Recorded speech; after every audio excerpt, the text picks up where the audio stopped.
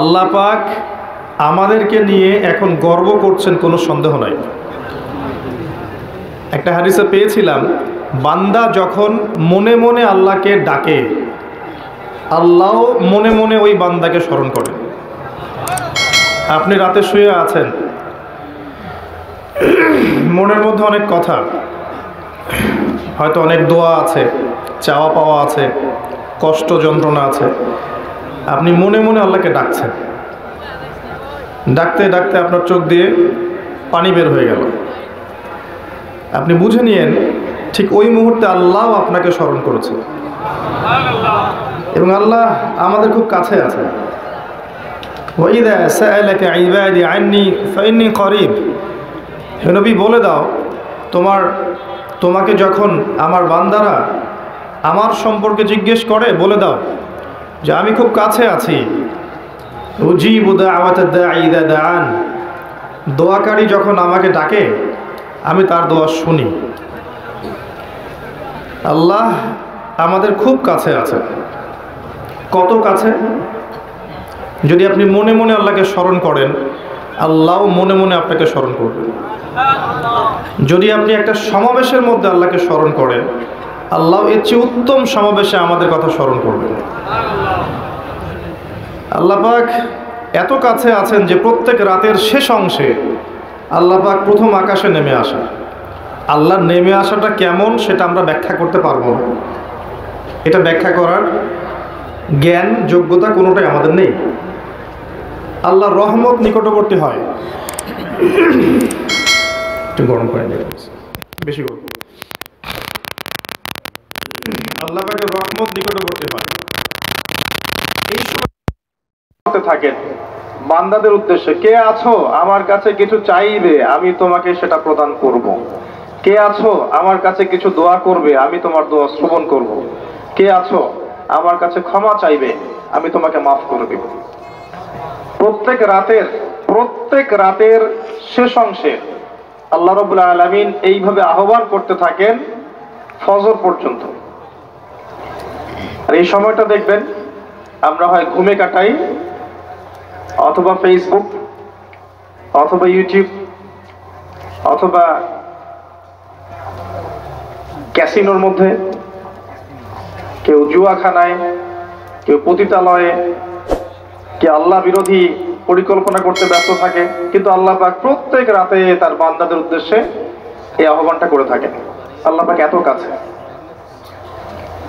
মানুষ সেই আল্লাহকে ভুলে গেছে যেই আল্লাহ পাক ছাড়া ইবাদত পাওয়ার যোগ্য দ্বিতীয় কোনো ইলাহ নেই। এক সময় যে আল্লাহ ছিলেন আর কিচ্ছু ছিল না, শুধু আল্লাহ ছিলেন, আর কিছুই ছিল না। এই মহাবিশ্বের কিচ্ছু ছিল না। এক সময় শুধু আল্লাহ থাকবেন, এই মহাবিশ্বের কিচ্ছু থাকবে না।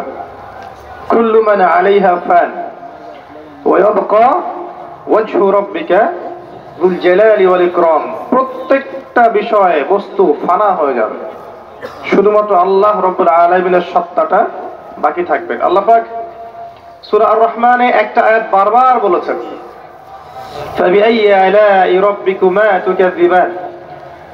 তোমরা দুই জাতি, জিন আর মানুষ, তোমরা আল্লাহর কোন কোন নিয়ামতকে অস্বীকার করবে? কেন জিন আর মানুষকে বলা হচ্ছে? কারণ সূরা জারিয়াতের 56 নম্বর আয়াতে আল্লাহ পাক বলেছেন, ওয়ামা খালাকতুল জিন্না ওয়াল ইনসা ইল্লা লিয়াবুদুন। আমি জিন আর মানুষকে শুধুমাত্র আমার ইবাদত করার জন্য সৃষ্টি করেছি। এই কারণে জিন আর মানুষকে উদ্দেশ্য করে আল্লাহ পাক সূরা আর রহমানে বারবার বলছেন, তোমরা আমার কোন কোন নিয়ামতকে অস্বীকার করবে? আল্লাহ রাব্বুল আলামিন এই সূরার মধ্যে বলেছেন যে আল্লাহ পাক তার সৃষ্টির এই যে কাজ, এতে ব্যস্ত থাকেন, প্রত্যেকটা মুহূর্ত তিনি ব্যস্ত থাকেন। তবে সানাফরুগু লাকুম আইয়ুহাস সাকালান, শীঘ্রই তোমাদের দুই জাতির জন্য আমি ফারেক হচ্ছি, দাঁড়াও। তোমাদের বোঝাপড়ার জন্য শীঘ্রই আমি ফারেক হচ্ছি, থামো। সানাফরুগু লাকুম আইয়ুহাস সাকালান।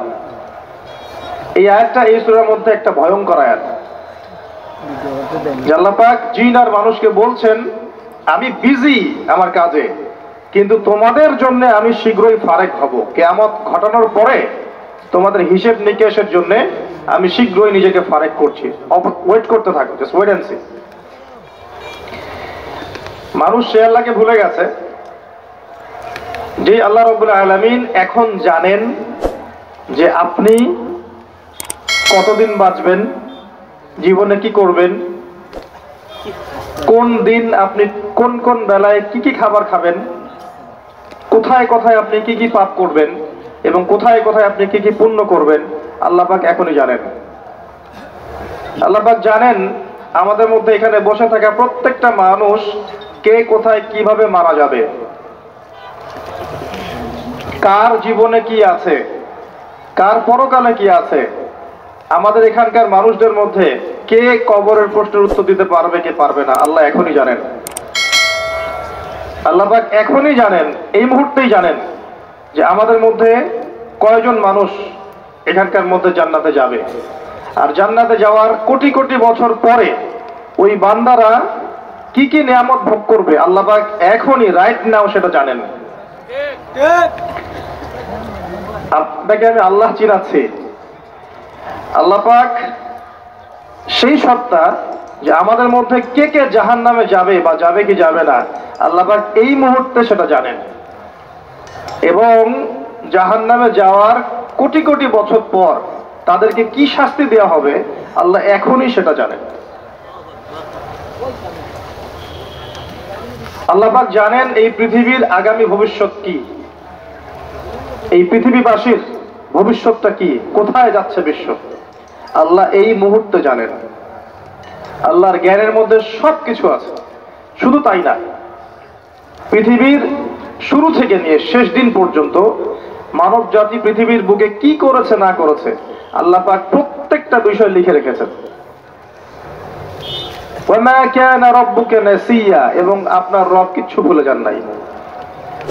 পৃথিবীতে কোথায় কে কোন জুলুম করেছে, কে কোথায় জিনা করেছে, কে কোথায় মদ খেয়েছে, কে কোথায় নামাজ পড়ে নাই, কে কোথায় শিরক করেছে, কে কোথায় বেদাত করেছে, কে কোথায় সুদ খেয়েছে, কে কোথায় মানুষকে হত্যা করেছে, কোন জালেম কোথায় কোথায় মাজলুমদের উপর অত্যাচার করেছে, আল্লাহ পাক সব লিখে রেখেছেন। এটা হচ্ছে আমাদের রব।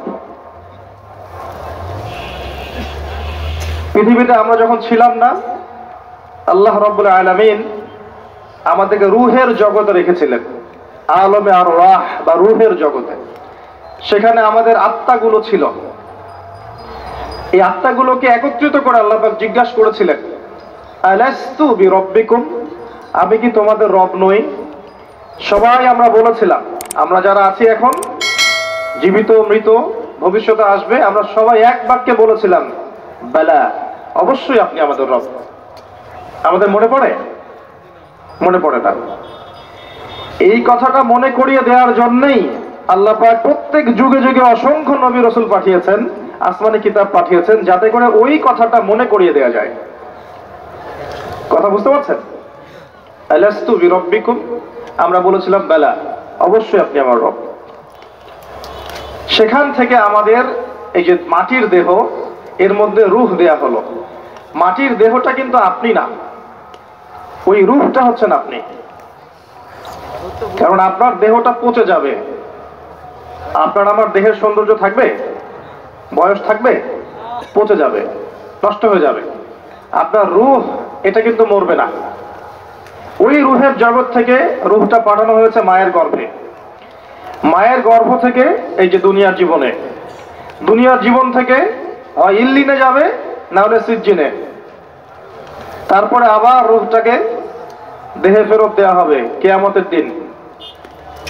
ওই রূহওয়ালা বডিটার হিসেব হবে এবং সে আত্মা হয়ে যাবে জান্নাতে, না হলে জাহান্নামে।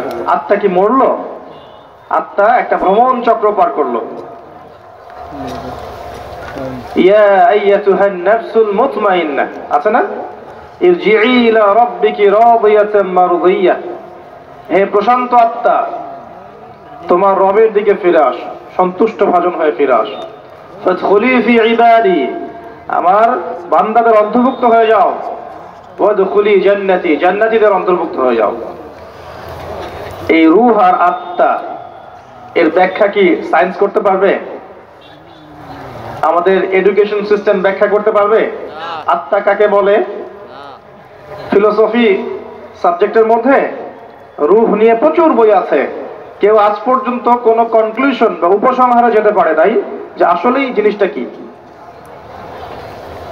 এমনকি নবী সাল্লাল্লাহু আলাইহি ওয়াসাল্লামকে 3টা প্রশ্ন করা হয়েছিল, আসহাবুল কাহফের কি হয়েছে, জুলকারনাইন বাদশার কি হয়েছে, আত্মা কাকে বলে। ইহুদিরা এই 3টা প্রশ্ন শিখিয়ে দিয়েছিল না, মনে আছে? ওই 3টা প্রশ্নের উত্তর দেওয়ার ঘটনা দিয়ে তো সূরা কাহফ নাজিল হলো। এখানে আল্লাহ পাক রূহের সংজ্ঞা দিয়েছিলেন, সূরাতুল বনী ইসরাঈলের মধ্যে আছে, ইয়াসআলুনাকা আনির রূহ, তারা তোমাকে আত্মা সম্পর্কে জিজ্ঞেস করে, কুল রূহু মিন আমরি রাব্বি, বলে দাও আত্মা হচ্ছে তোমার রবের একটা আদেশ মাত্র। আল্লাহর আদেশে এসেছে, আল্লাহর আদেশে চলে যাবে। কেউ দেখতে পারবে? পারবে না। সায়েন্স ব্যাখ্যা করতে পারবে? যুক্তি দর্শনের ব্যাখ্যা করতে পারবে? সায়েন্স কি স্বপ্নের ব্যাখ্যা দিতে পেরেছে এখন পর্যন্ত? স্বপ্ন কেন দেখে? একটা স্বপ্ন দেখলাম মনে করেন, এবং স্বপ্নটা সত্য হয়ে গেল, এর ব্যাখ্যা দিতে পারবে? কেন সত্য হলো? স্বপ্ন সত্য হয় না? এখন এক শ্রেণীর মানুষ আছে মনে করে স্বপ্ন বলতে কিছুই নাই, স্বপ্ন সত্য হতে পারে না, এবং স্বপ্ন নিয়ে কিন্তু ঠাট্টা মশকরা করে। কিন্তু দেখবেন মুমিন বান্দাদের স্বপ্ন সত্য হয়। ভালো স্বপ্ন আল্লাহর পক্ষ থেকে দেখানো হয়, সত্য হতে পারে। কোন কোন ক্ষেত্রে কাফেরের স্বপ্নও সত্য হতে পারে। এটা আবার কোথায় পেলেন? দলিল দিচ্ছি, সূরা ইউসুফ খোলেন। ইউসুফ আলাইহিস সালাম জেলখানায় আছেন, 2 জন কয়েদি, দুজনে অমুসলিম, এসে বলছেন আমি স্বপ্ন দেখেছি যে আমি মনিবকে কিছু পান করাচ্ছি, এবং আমি স্বপ্ন দেখেছি আমার মাথায় রুটি আছে, এখান থেকে কাক বা চিল এটা খেয়ে নিচ্ছে। ইউসুফ আলাইহিস সালাম বললেন, যার মাথা থেকে রুটি খেয়ে নেওয়া হচ্ছে একে শীঘ্রই শুলদণ্ড দেওয়া হবে। তাই হলো। আর যে পান করাচ্ছে একে মুক্ত করে দেওয়া হবে। ওই 2 ব্যক্তি কি মুসলিম ছিলেন? সত্য স্বপ্ন দেখেছেন আল্লাহর পক্ষ থেকে। নবুয়তের 46 ভাগের 1 ভাগ কিন্তু সত্য স্বপ্ন। তো শেষ জামানায় মুমিনরা বেশি বেশি সত্য স্বপ্ন দেখতে পারে এবং এগুলো ফলতেও পারে। যেহেতু প্রসঙ্গটা এসেই গেছে বলে দিচ্ছি আপনার কাছে, বেশিরভাগ স্বপ্নই অহেতুক চিন্তাবশত মানুষ দেখে থাকে। আর এক প্রকার স্বপ্ন মানুষ শয়তানের পক্ষ থেকে দেখে। আর এক প্রকার স্বপ্ন আছে যেটা আল্লাহর পক্ষ থেকে মানুষকে দেখানো হয়, সত্য স্বপ্ন। তা আমি রূহের কথা বলছিলাম, আমরা রূহের জগতে ছিলাম, সেখান থেকে এই রূহের চক্র ভ্রমণ করছে। এই ভ্রমণ চক্রের মধ্যে একটা সময় দেখেন আপনি, শুধু মায়ের গর্ভ থেকে নিয়ে এই যে পৃথিবীর জীবনটুকু, এটাই হচ্ছে আপনার আমার দুনিয়ার হায়াত। কিন্তু রূহের হায়াত নয়, আপনার আমার দুনিয়ার জীবনের হায়াত, রূহের হায়াত নয়। রূহ সৃষ্টি করা হয়েছে আরো অনেক আগে। আমার কথা বুঝতে পারছেন? আমি সহজ করব ইনশাআল্লাহ, আমাকে সহজ করতে বলা হয়েছে। রূহ সৃষ্টি হয়েছে, আল্লাহ সৃষ্টি করেছেন আরো অনেক আগে, সেটাকে পাঠিয়েছেন দুনিয়ায় মায়ের গর্ভে। এই মায়ের গর্ভ থেকে মৃত্যু পর্যন্ত এই 50, 60, 70, 80, 100 বছর জীবনটা, এটা আপনার দুনিয়ার হায়াত। এই দুনিয়ার হায়াতটাকে আল্লাহ বলেছেন শস্য ক্ষেত, কাজের জায়গা, ফলাফল গ্রহণের জায়গা নয়। মনে রাখবেন, এখানে রেজাল্ট পাওয়া যাবে না, এটা পরীক্ষার হল, এখানে রেজাল্ট দেওয়া হবে না। কে ভালো কে মন্দ, কে জয়লাভ করলো কে পরাজিত হলো, কে সত্য কে মিথ্যা, এটা এখানে প্রমাণ সবসময় নাও হতে পারে। এটা রেজাল্ট দেওয়ার জায়গা নয়, রেজাল্ট দেওয়ার জায়গা হচ্ছে পরে, কিয়ামতের মাঝে। এরপরে রূহটা চলে যাবে হয় ইল্লিনে। ইল্লিন কোথায়? উপরে, আর সিজ্জিন নিচে। ভালো মানুষ হলে আত্মা চলে যাবে ইল্লিনে, আর মন্দ হলে, কাফের, ফাসেক, জালেম, মুশরিক, মুনাফিক হলে আত্মা যাবে সিজ্জিনে। সূরা মুতাফফিফিন পড়ে দেখেন, এখানে সব লেখা আছে। তো ইল্লিন সিজ্জিনে আত্মাগুলো আযাব ভোগ করবে অথবা শান্তি পাবে। যদি ভালো মানুষ হয় ইল্লিনে শান্তি ভোগ করবে জান্নাতের, আর খারাপ মানুষ হলে সিজ্জিনের শাস্তি ভোগ করবে। এখানে শাস্তি ভোগ করছে আত্মা, দেহ নয়। দেহ কিন্তু নাই এখানে, আত্মা শাস্তি ভোগ করছে। আপনাকে বোঝাতে যাচ্ছি, আপনি যে বডিটা নিয়ে ঘুরছেন এই বডিটাই আপনি নন। আপনার ভিতর একটা রূহ আছে, এটা হচ্ছে আপনি। ওটা যদি আল্লাহর আনুগত্য করে আপনার বডি অটোমেটিক আল্লাহর আনুগত্য করবে। যখন আপনার রূহের মধ্যে কলুষতা আসবে, আত্মার মধ্যে নোংরামি, কলুষতা, কুৎসিত চিন্তা ভাবনা, আকীদা, আমল দিয়ে ভরে যাবে, তখন দেহ আপনার রূহের আনুগত্য করবে না। এই রূহটাকে পবিত্র করার জন্যই আল্লাহ রাব্বুল আলামিন যুগে যুগে অসংখ্য নবী রাসূল পাঠিয়েছেন এবং তারা তাসকিয়া করেছেন, মানুষের আত্মশুদ্ধির কাজ করেছেন। আমি পরে আসছি কিভাবে আপনি আত্মশুদ্ধিতে যাবেন।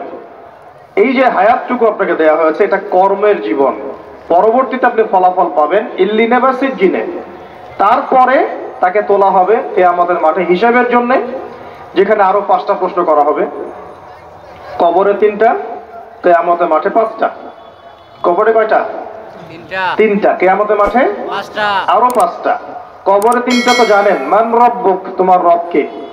দুনিয়াতে কেউ যদি আল্লাহর সাথে শিরিক করে থাকে, বিনা তাওবায় মারা যায়, সে ব্যক্তি মান রব্বুক প্রশ্নের উত্তর দিতে পারবে না, ফুল স্টপ।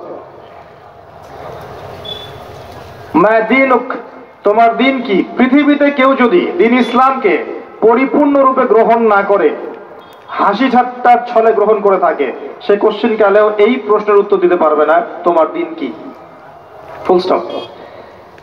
মান নবিয়ুক বা মান হাদা রাজুলু বুইসা ফীকুম, পৃথিবীতে কেউ যদি নবী সাল্লাল্লাহু আলাইহি ওয়াসাল্লামের সুন্নতের উপর না থাকে, অন্যের আদর্শ গ্রহণ করে তাকে বাদ দিয়ে, সে কোশ্চিন কালেও এই প্রশ্নের উত্তর দিতে পারবে না, ফুল স্টপ। যারা তাওহীদের উপর থাকবে তারা মান রব্বুক উত্তর দিতে পারবে। যারা দ্বীন ইসলামকে পরিপূর্ণরূপে গ্রহণ করবে তারা মা দীনুক উত্তর দিতে পারবে।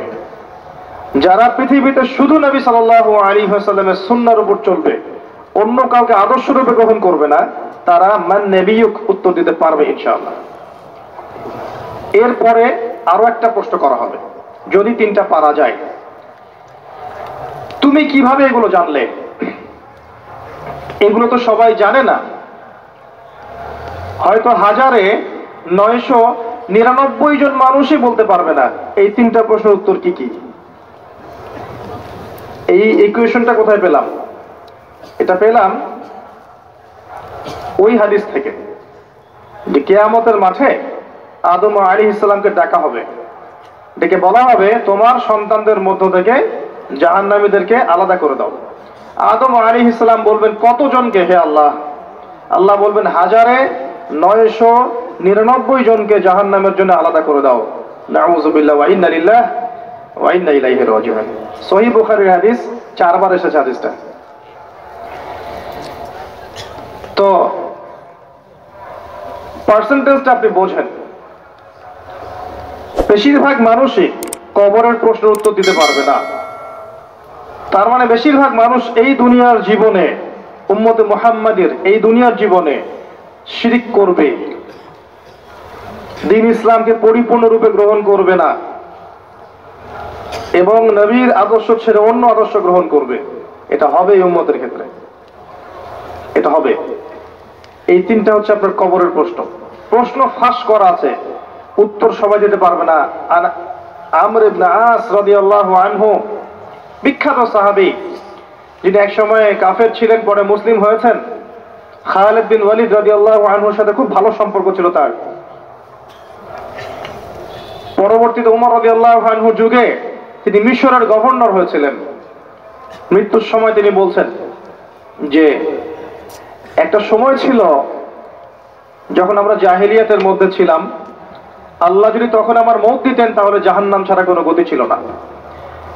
এরপর আমি ইসলামের মধ্যে আসলাম এবং ভালো আমল করতে থাকলাম। এমন আমল করছিলাম যে ওই সময় যদি আল্লাহ আমার মওত দিতেন তাহলে আমি হয়তো জান্নাতের ব্যাপারে নিশ্চিত থাকতে পারতাম। এরপর আসলো কিছু কিছু ফিতনা, এখন আমি সেই ফিতনার যুগে মারা যাচ্ছি, আমি জানি না আমার সাথে কি হবে। বিখ্যাত সাহাবী আমর ইবনে আস রাদিয়াল্লাহু আনহুর কথা এটা। তিনি তখন বললেন, আমার মৃত্যুর পরে তোমরা আমার কবরের পাশে বসে থেকো, তাড়াতাড়ি চলে যেও না। আমার কবরের পাশে বসে থেকো, তাড়াতাড়ি চলে যেও না। একটা উট জবাই করে গোশতগুলো বন্টন করতে যত সময় লাগে, এতটুকু সময় তোমরা বসে থেকো, যাতে আমি প্রশ্ন উত্তরের প্রিপারেশন নিতে পারি। বিখ্যাত সাহাবীর উক্তি।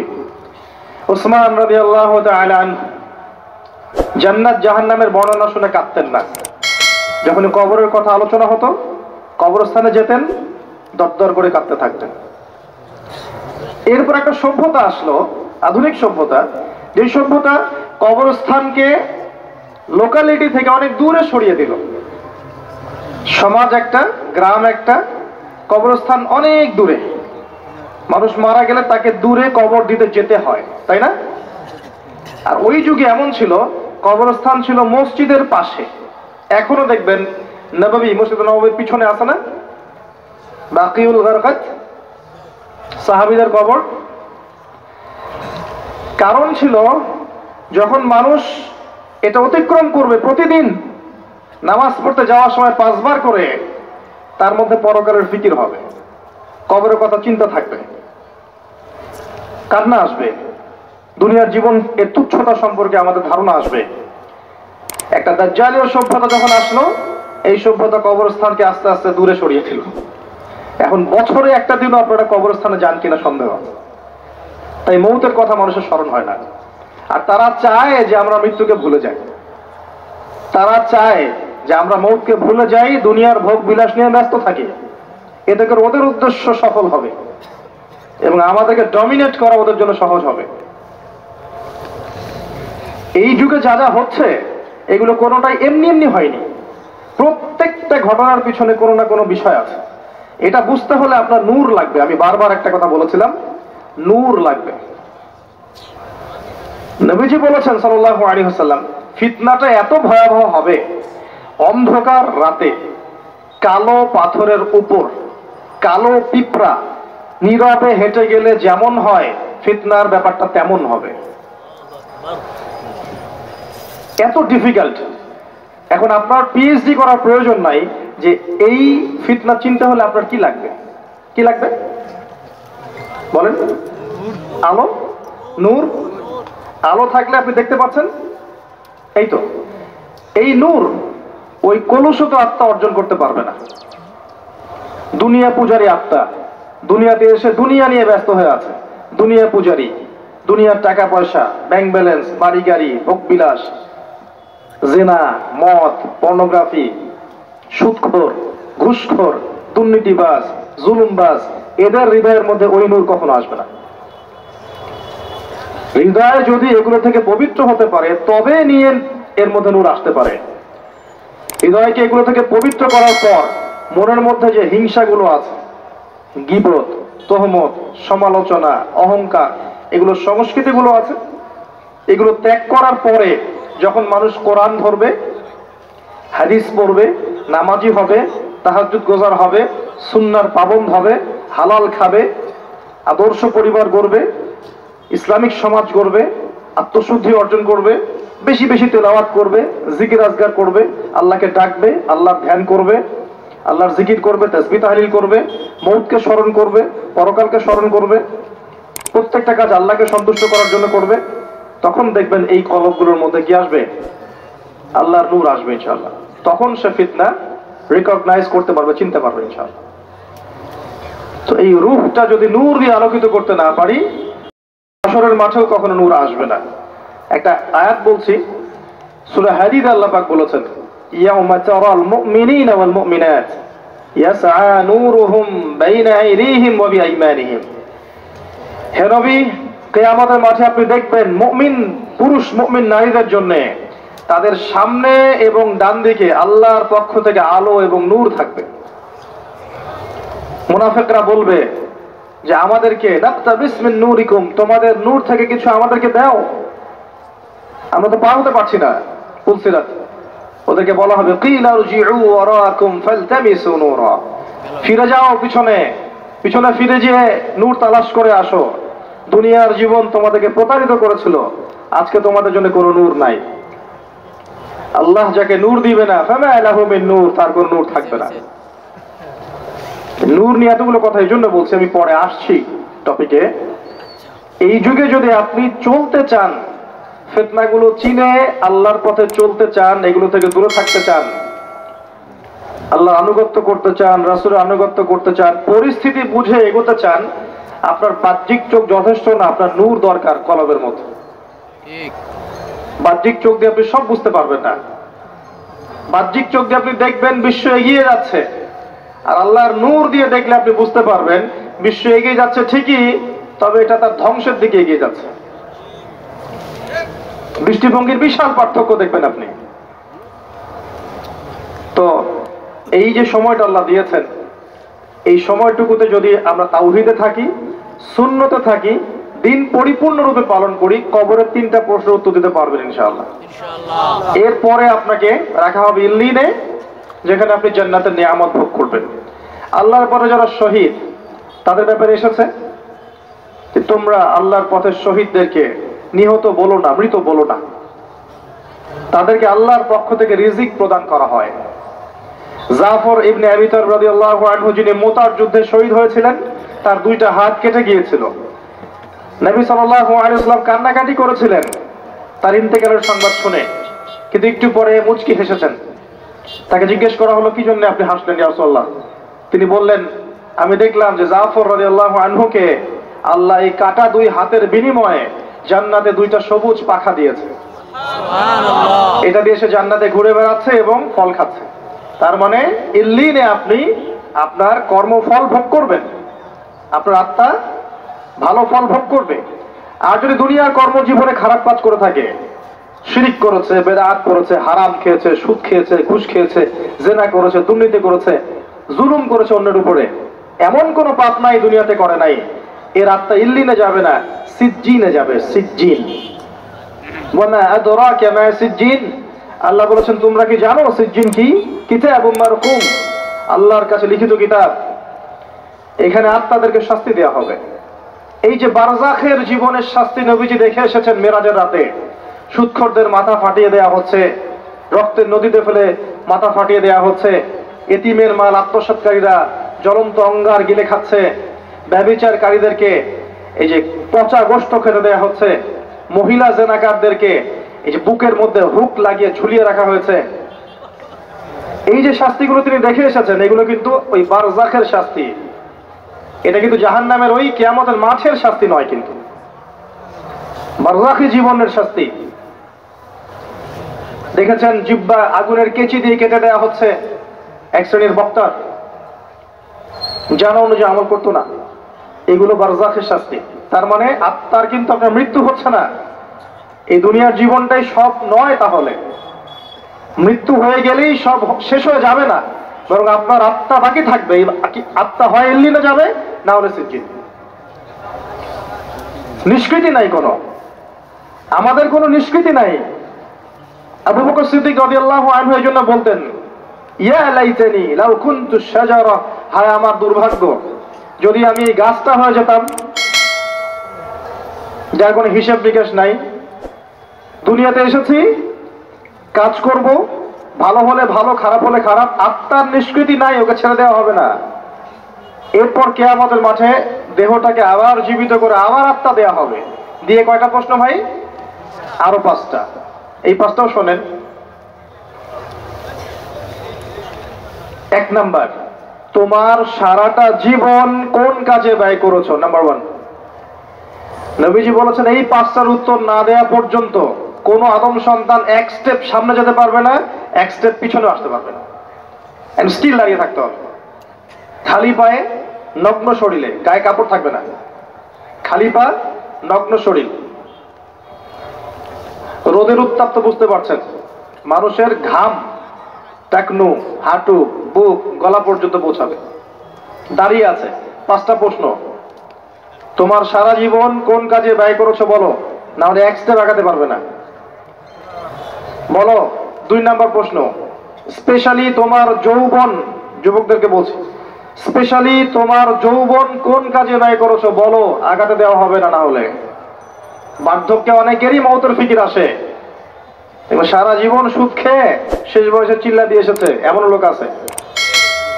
সারা জীবন ঘুষ খাইছে, দুর্নীতি করছে, মদ খাইছে, জেনা করছে, জুয়া খেলছে, শেষ বয়সে হজ করে আলহাজ হয়ে গেছে। এমন লোকের অভাব নাই।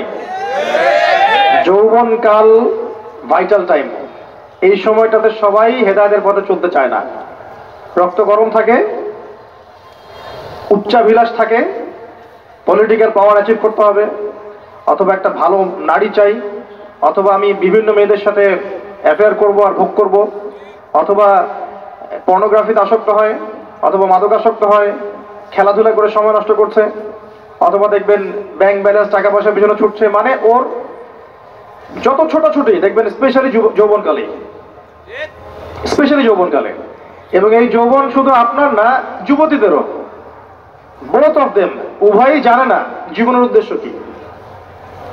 অন দ্য আদার হ্যান্ড মেয়েকে দেখবেন সারাদিন মেকআপ, পার্লার, এই ফ্যাশন, ওই ফ্যাশন, এই ড্রেস, ওই ড্রেস, টিকটক, ফেসবুক, ইউটিউবিং, এগুলোতে ব্যস্ত আছে। বসে বসে নিজেই হাসছে, নিজেই ছবি তুলছে, নিজে নিজে হাসছে একা একা।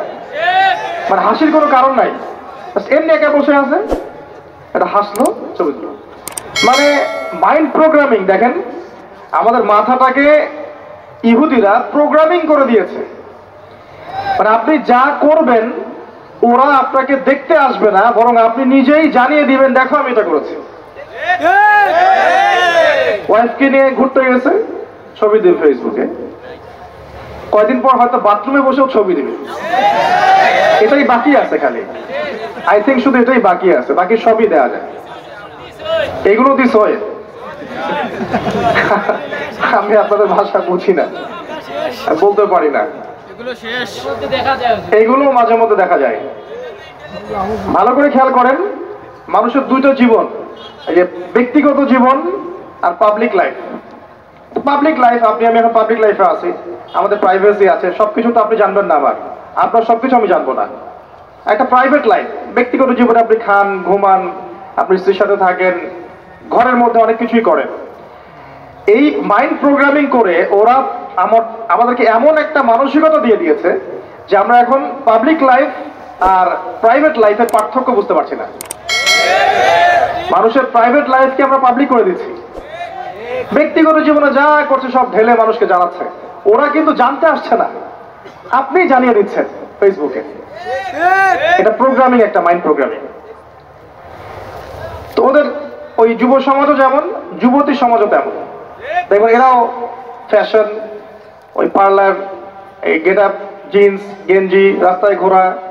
তারপরে যদি বুঝায় দেওয়া যায় যে তুমি তো সম অধিকার পাওয়ার যোগ্য, নারী পুরুষের কোনো পার্থক্য নাই, তুমি বাসায় বসে থাকবে কেন? তুমি বেগম রোকেয়ার উত্তরসূরি না?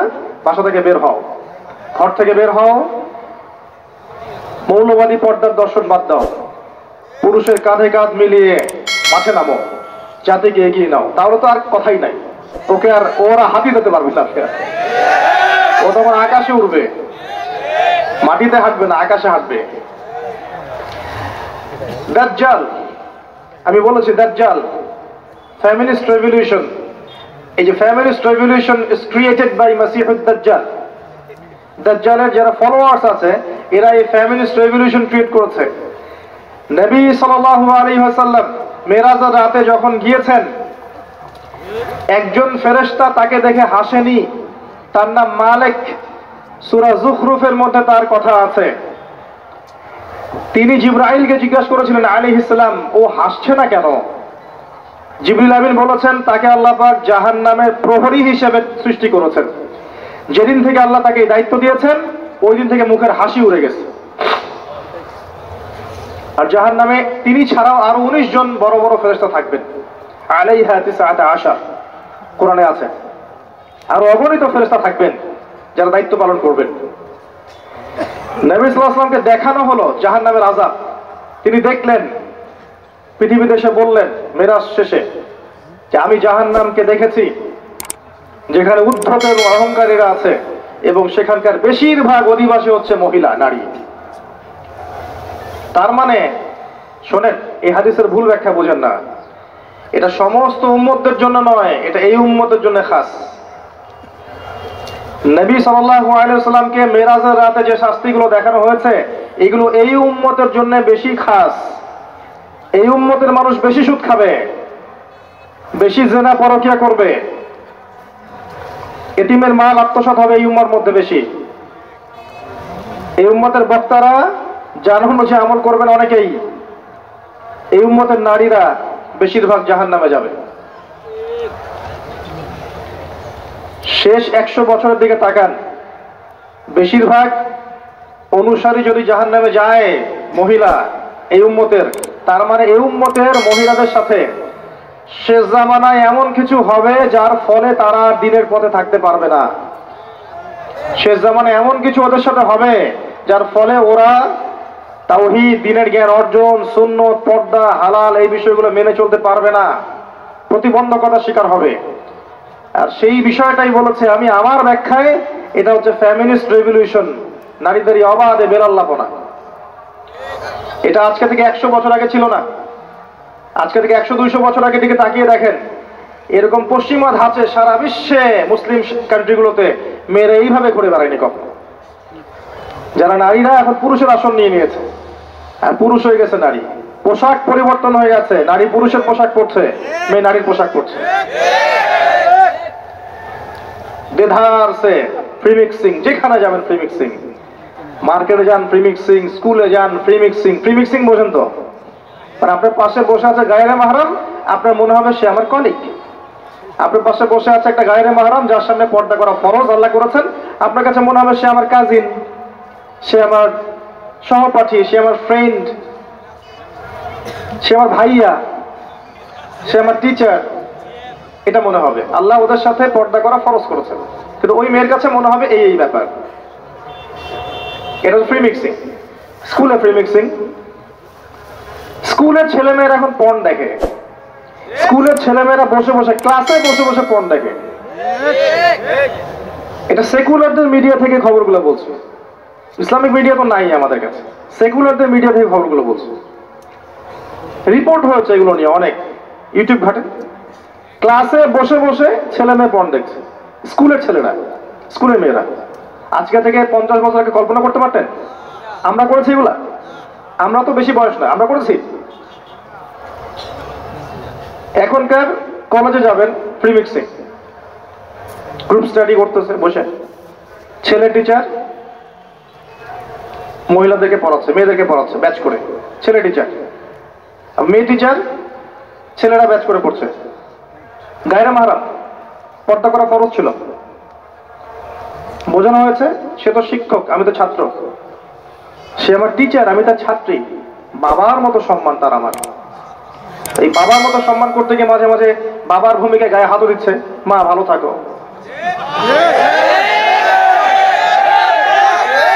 আমি যা বলছি 100% হক কথা বলছি। ইউনিভার্সিটিগুলোর মধ্যে এগুলো হচ্ছে, এবং আমরা ইউনিভার্সিটির সিঁড়ি পেরিয়ে এই চেয়ারে বসেছি, এমনি এমনি বসিনি। এগুলো হচ্ছে। প্রচুর মেয়ে ইজ্জত হারাচ্ছে, প্রচুর মেয়ে।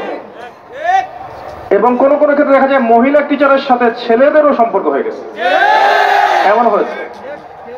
তাহলে এটা নিশ্চয়ই শিক্ষা ব্যবস্থার উন্নতি, অগ্রগতি, প্রগতি বলতে পারি না আমরা। তাহলে কি শিখালাম আমরা জাতিকে? আমরা আসলে কি শিখছি আর কি শিখাচ্ছি? শালীনতাই যদি শেখাতে না পারলাম, একটা শালীন সমাজ গড়তে না পারলাম, সমাজের মধ্যে বাহির থেকে দেখে মনে হয় সমাজ এগিয়ে যাচ্ছে, ভিতরে দেখা যায় সমাজের কাঠামো ভিত্তিহীন, তাহলে আপনি কি করছেন? একটা জ্ঞান, ইলম শিখতে যাবে মানুষ। ইলম শিখতে গিয়ে যদি এই ঘটনা ঘটে, কি শিখবে আর জাতিকে শিখাবেটা কি বলেন? এই মেয়ের ইজ্জত হারালো। এই ইজ্জত হারানো মেয়েগুলো পরবর্তীতে কারো না কারো ঘরে তো যাবে। যাদের ঘরে যাবে ওই ছেলেদের উপর জুলুম হলো না? ওই ছেলেগুলো এই মেয়েদেরকে নিয়ে সুখে থাকতে পারবে? আর যদি ওদেরকে ফ্যামিলিস্ট ধাঁচে গড়ে তোলা হয়, এগিয়ে যাওয়া, অগ্রগতি, প্রগতির নাম দিয়ে, পর্দার বালাই নাই, শালীনতার বালাই নাই, ইসলামী নৈতিকতা, মূল্যবোধ, নামাজ, রোজা, হজ, জাকাতের বালাই নাই, ওদেরকে ঘরে নিলে কি যুব সমাজ সুখী হবে? সমাজ কাঠামো ধ্বংস করছেন। আমি কোন কথাটা থেকে এই জায়গায় চলে আসলাম?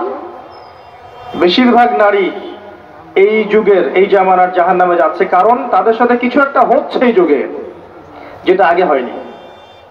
এর ফলশ্রুতিতে তারা পর্দায় থাকতে পারবে না, আল্লাহর বিধানগুলো মেনে চলতে সমস্যা হবে, এবং এক পর্যায়ে তারা জাহান্নামের রাস্তায় হাঁটবে। সতর্ক হয়ে যান। আপনার মাকে সতর্ক করেন, বোনকে সতর্ক করেন, আপনার স্ত্রীকে সতর্ক করেন, আপনার মেয়ে বাচ্চাকে সতর্ক সাবধানে রাখেন। এমন পর্যায়ে পৌঁছেছে যে এমন কোন সেক্টর নাই যেখানে ফ্রি মিক্সিং নাই, এমন কোন সেক্টর নাই যেখানে জিনা নাই। কর্মক্ষেত্র যখন এরা পাশ করে কর্মক্ষেত্র যাচ্ছে, সেখানেও কলিগ ফ্রি মিক্সিং। অফিসের বস মাশাআল্লাহ, তার কর্মচারী মেয়ে, কর্মচারী মহিলা, অ্যাফেয়ার হয়ে গেল, জিনা হয়ে গেল, কোন কোন ক্ষেত্রে ধর্ষণ হয়ে গেল। ইজ্জত বিক্রি করে কি পেটে ভাত ঢুকাতে হয়? নিজের সম্মান সবচেয়ে বড় জিনিস না পেটের ভাত বড় জিনিস? আজকে না খেয়ে থাকলে কালকে আল্লাহ আমাকে খাওয়াবে ইনশাআল্লাহ। আজকে আপনি আপনার ইজ্জত দিয়ে দিলে কাল আপনার ইজ্জত ফিরে আসবে? মানুষ এখন ভিতরের চোখ যেহেতু নাই, জেনারেশনের ভিতরের চোখটা নাই, এই কারণে বুঝতে পারে না আসলে হক কোনটা বাতিল কোনটা। ইজ্জত বিক্রি করে আমাকে ভাত খেতে হবে? এটা বিক্রি করার জন্য কি আমাকে ফোর্স করেছে রাষ্ট্র, সমাজ, বিশ্ব?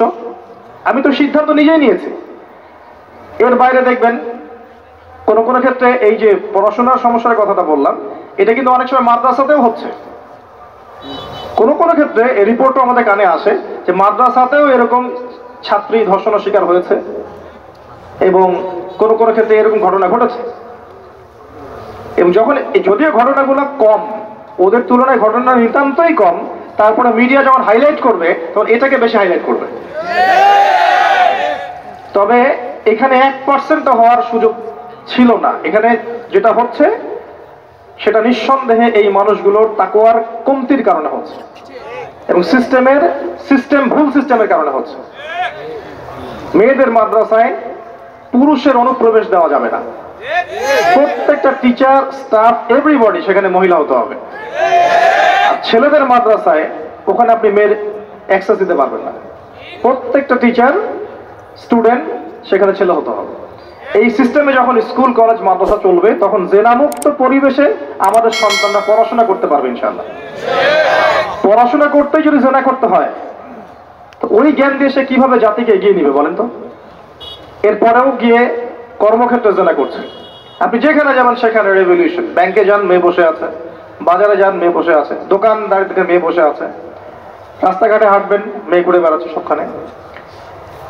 আল্লাহ এবং তার রাসূল কখনো বলেননি যে মেয়েরা তাদের অধিকার পাবে না এবং তারা তাদের কর্মক্ষেত্রে স্বতন্ত্র স্বাধীন থাকবে না, এটা কখনো বলা হয়নি। আল্লাহ এবং তার রাসূল এতটুকু বলেছেন তারা তাদের ক্ষেত্রে স্বতন্ত্র স্বাধীন, ফ্রি মিক্সিং চলবে না। ফ্রি মিক্সিং মানে কি নারী পুরুষের অবাধ মেলামেশা চলবে না।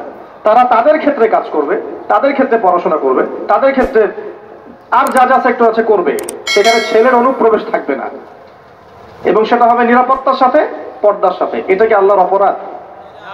তার রাসূলের অপরাধ? সমাজ কাঠামো কি আল্লাহ রাসূলের চেয়ে আমি বেশি বুঝি? যখন এই কাঠামোটা ভেঙে গেল, তখন ফ্রি মিক্সিং এর মধ্য দিয়ে দিন দিন জেনা বাড়লো, ধর্ষণ বাড়লো, আপনার এই যে পরকীয়া বাড়লো। পরকীয়া তো বাড়বেই। এইগুলোর পরে আবার যখন বাসায় ফিরে যাবে, বাসায় দেখবেন বিভিন্ন টিভি চ্যানেল চলছে যেগুলোর ঘটনাগুলোর সাথে, সিরিয়ালের ঘটনাগুলোর সাথে বাস্তবতার আদৌ কোনো সম্পর্ক নাই। বাস্তবতা আলাদা জিনিস, ওই ঘটনা আলাদা জিনিস। ওখানে গিয়ে দেখবেন দুনিয়ার পশ্চিমা সভ্যতার এবং ভারতীয় সভ্যতার যত রকমের মিউজিক আছে, আপনার মুভিজ আছে, সিরিয়াল আছে, এগুলো দেখতে ব্যস্ত হয়ে গেল, রিমোট নিয়ে বসে আছে।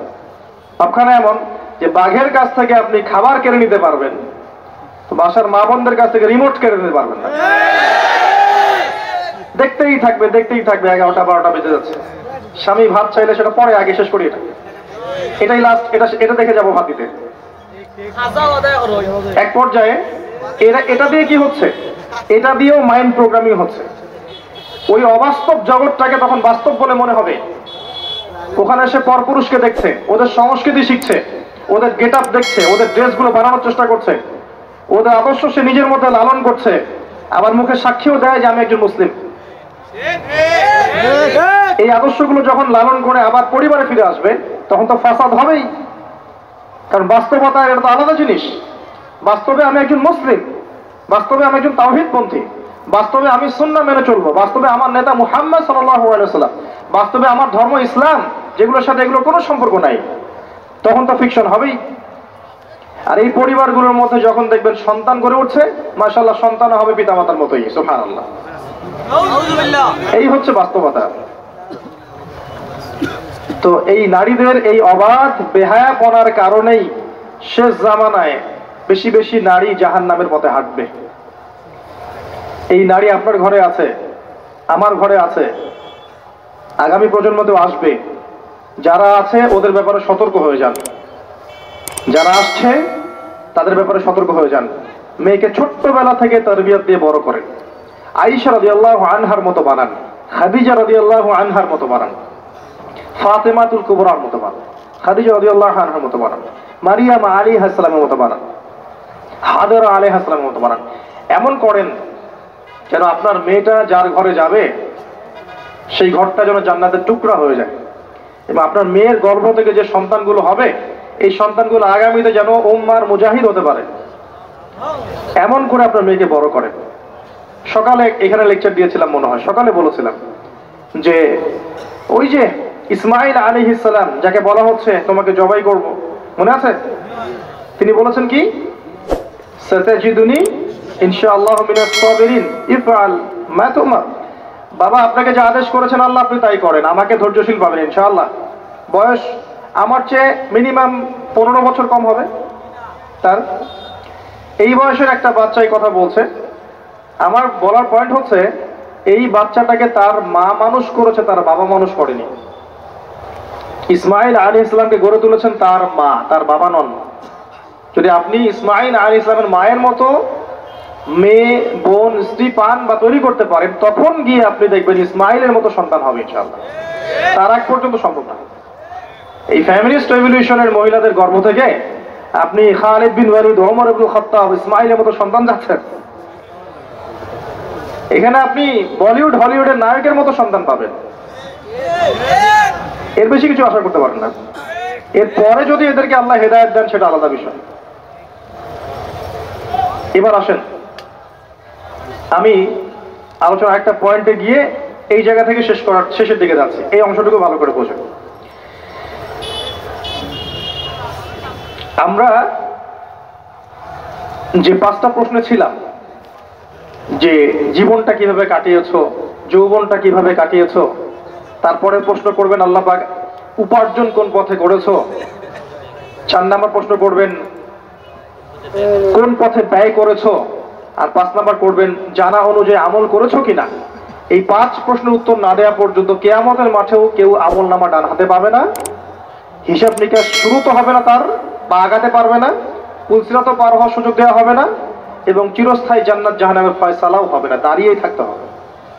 এখন প্রশ্ন হচ্ছে যে এই ফিতনাময় পরিবেশে কিভাবে আমরা এমন ভাবে চলতে পারি যার ফলশ্রুতিতে আমরা ওই প্রশ্নগুলোর উত্তর দিতে পারবো। এটাই সবচেয়ে বড় চ্যালেঞ্জ, তাই না? সবচেয়ে বড় চ্যালেঞ্জ এখন এটাই। কারণ আমরা আজকে শিখে ফেলেছি অলরেডি যে আপনার আমার আত্মা মরবে না। আমরা শিখে ফেলেছি অলরেডি যে আমাদেরকে দুনিয়ার জীবনটা দেওয়া হয়েছে পরীক্ষা করার জন্য। আমরা শিখেছি এরপরে আমাদের জন্য চিরস্থায়ী জীবন আসছে, এই জীবনটা শেষ নয়, মৌত সবকিছু শেষ নয়। আমরা এটাও জেনেছি যে এই 3টা, 5টা, 8টা প্রশ্নের উত্তর আপনাকে আমাকে সবাইকে ফেস করতে হবে, কেউ বাদ যাবে না। একদম ইসরায়েলের প্রেসিডেন্ট থেকে শুরু করে আপনি আমি পর্যন্ত, ওই বিশ্ব নেতা থেকে শুরু করে আপনি আমি পর্যন্ত, এই বিশ্বের প্রত্যেক নেতা, প্রত্যেক কর্মী, প্রত্যেক ধর্ম নেতা, প্রত্যেক বিশ্ব নেতা, প্রত্যেক পলিটিক্যাল নেতা, প্রত্যেক হিউম্যান বিং, অর্থনৈতিক নেতা, সামাজিক নেতা, হুএভার হি ইজ, সে যেই হোক না কেন, তাকে এই 8টা প্রশ্ন ফেস করতেই হবে, যেই হোক না কেন। আল্লাহ কাউকে দেখে বাজ বিচার করবেন না। এবার আসেন কিভাবে সম্ভব এগুলো উত্তরে যাওয়া। 1 নম্বরে আসে, যদি আপনি আমি শিরিক না করি, শোনেন আমার কথা, আপনি আমি যদি শিরিক না করি তাহলে মান রব্বক উত্তর দিতে পারবেন ইনশাআল্লাহ। শিরিক কি, কেন, কত প্রকার শেখার জন্য একটা বইয়ের নাম বলে দিচ্ছি, কিতাবুত তাওহীদ। এই বইয়ের অনেক প্রকাশনা সংস্থা থেকে ছাপানো হয়েছে এবং ব্যাখ্যা করা হয়েছে। কিতাবুত তাওহীদ অনলাইনে খুঁজবেন, অফলাইনে কিনবেন। আমি রিকোয়েস্ট করব সবার বাসায় একটা করে লাইব্রেরি করবেন, পারবেন না?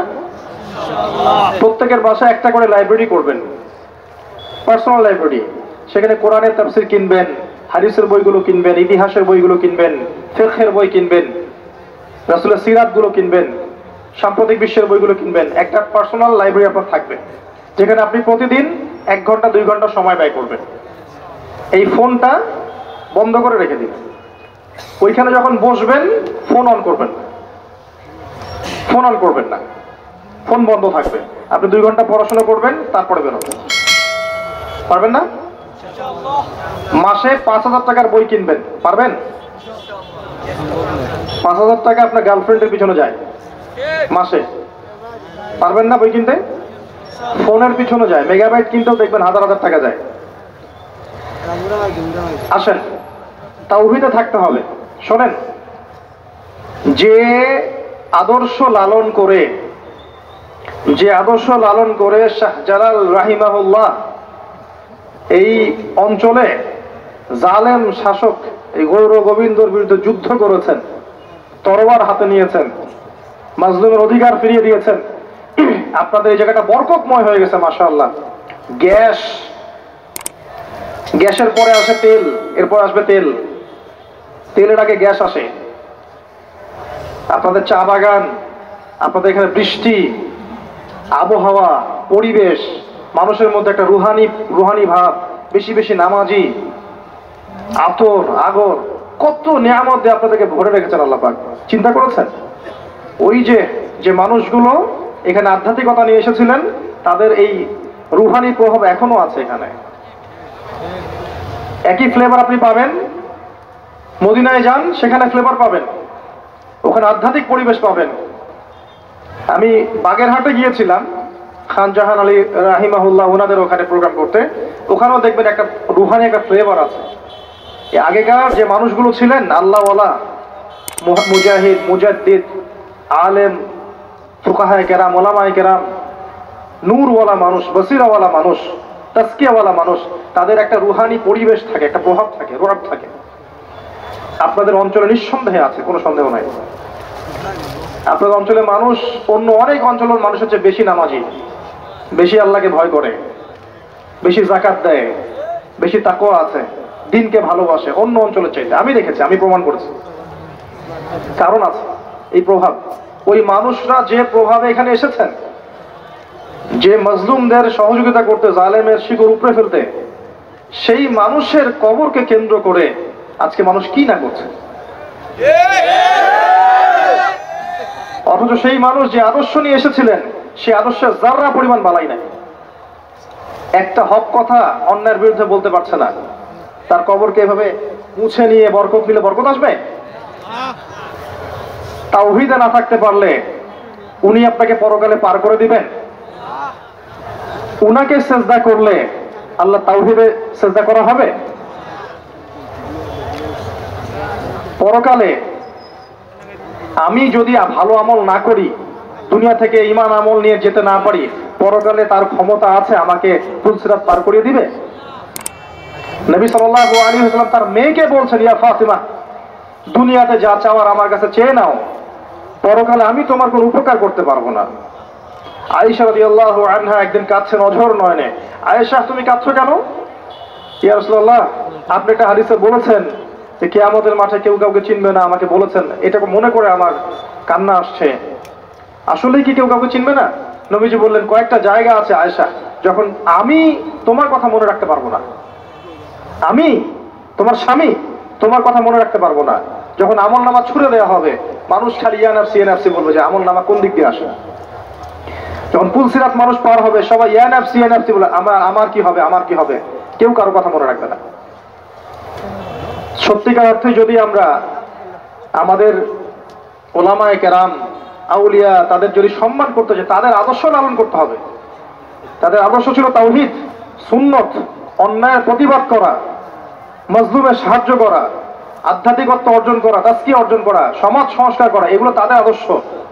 ওই আদর্শগুলো লালন না করে শুধু তাদের কবরে এভাবে মুছে গালে মাখলেই বরকত পাওয়া যাবে? আমরা আশা করব যদি কেউ এগুলোর সাথে সম্পৃক্ত থেকে থাকেন ছেড়ে দেন, তাদের আদর্শ লালন করেন, তাওহীদ শেখেন। আল্লাহই সব, আল্লাহই খাওয়ান, আল্লাহই পরান, আল্লাহই বাঁচান, আল্লাহই মারেন। আল্লাহ ইবাদত পাওয়ার যোগ্য, তিনি সেজদা পাওয়ার যোগ্য, তিনি দোয়া পাওয়ার যোগ্য, তার জন্যই কুরবানি, তার জন্যই নজর মানো, তার জন্য সবকিছু। মধ্যস্থতা করতে গেলে শিরক হয়ে যাবে। শিরক হয়ে গেলেই মান রব্বুক উত্তর দিতে পারবেন না। মাদিনুকায় আসেন, ইসলামকে পরিপূর্ণরূপে গ্রহণ করতে হবে। কিছু অংশ মানি, কিছু অংশ মানি না, এমন গ্রহণ করলে ইসলাম টিকবে না। নামাজি, ব্যক্তিগত জীবনে পাক্কা নামাজি, মাশাআল্লাহ। অর্থনৈতিক জীবনে পাক্কা সুদখোর, চলবে না। ইসলামকে পরিপূর্ণরূপে মানতে হবে। ব্যক্তিগত জীবনে পাক্কা নামাজি, কপালে সেজদার দাগ আছে, অর্থনৈতিক জীবনে গিয়ে দেখবেন পাক্কা সুদখোর, চলবে না। ব্যক্তিগত জীবনে দান সদকা করছে মাশাআল্লাহ বেশি বেশি, দেখবেন ফরজ যাকাতই দিচ্ছে না। মাশাআল্লাহ তাহাজ্জুদ পড়ছে, মেয়ে বেপর্দায় রাস্তায় ঘুরছে। দেখবেন তাসবিহ তাহলিল করছে, চিল্লা দিয়ে বেড়াচ্ছে, বা আর অন্যান্য কাজ করছে দিনের, পরিবারের কাঠামো ইসলাম নাই। দেখবেন এগুলো হচ্ছে। বেশি বেশি তেলাওয়াত করছে মাশাআল্লাহ, এদিকে দেখবেন গীবত, তহমত, অহংকার, হিংসা দিয়ে ভর্তি মন। ইসলাম আংশিকতার নাম নয়, পরিপূর্ণ একটা জীবন ব্যবস্থার নাম। আমরা ইবাদত করব সেখানেও মুসলিম, সামাজিক জীব যখন সেখানেও তো আমরা মুসলিম, সেখানে সামাজিকতাও নবীর সুন্নাহ মতো চলতে হবে। অর্থনীতি চালাবো সেখানেও মুসলিম, সেখানেও অর্থনীতির ক্ষেত্রে আল্লাহর দেওয়া অর্থনীতি গ্রহণ করতে হবে। আপনি সমাজ চালাবেন সেখানেও সামাজিক নীতিনীতির ক্ষেত্রেও ইসলামিক আদর্শ গ্রহণ করতে হবে। পরিবার চালাবো সেখানেও থাকতে হবে। যদি আল্লাহ পাক আপনাকে বিশ্বের নেতৃত্ব দেন, সারা বিশ্বে ইসলামিক লস ইমপ্লিমেন্ট করার দায়িত্ব তখন আপনার উপর বর্তাবে। শুধুমাত্র ধর্মীয় জীবনে মুসলিম আর অন্যান্য জীবনে আমি মুনাফিক কাফের হয়ে থাকবে, এমন হবে না। যদি হয় মা দিনুক, অ্যান্সার আসবে না। মা দিনুক, অ্যান্সার আসবে না। পরিপূর্ণ জীবন ইসলাম ফলো করতে পারলে উত্তর আসবে ইনশাআল্লাহ। আরেকটা কি ছিল? মান হাযা রাজুলু বুইসা ফীকুম, এই ব্যক্তিকে যাকে পাঠানো হয়েছিল। বিশ্বাস করেন এই পৃথিবীতে কেউ যদি আল্লাহর রাসূল সাল্লাল্লাহু আলাইহি ওয়াসাল্লামকে বাদ দিয়ে, তার সুন্নতকে বাদ দিয়ে অন্যের আদর্শ ফলো করা শুরু করে, সে উত্তর দিতে পারবে না। করণীয় কি? খুব সহজ, খুব সহজ। ইস্তেগফার করেন, আস্তাগফিরুল্লাহাল্লাযী লা ইলাহা ইল্লা হুয়াল হাইয়ুল কাইয়্যুম ওয়া আতুবু ইলাইহি, তওবা করে ফিরে আসেন। আগামীকাল সকাল থেকে ঘুম থেকে ওঠা থেকে নিয়ে ঘুমানো পর্যন্ত প্রত্যেকটা কাজ আপনি নবীর সুন্নাহ মতো করার চেষ্টা করেন।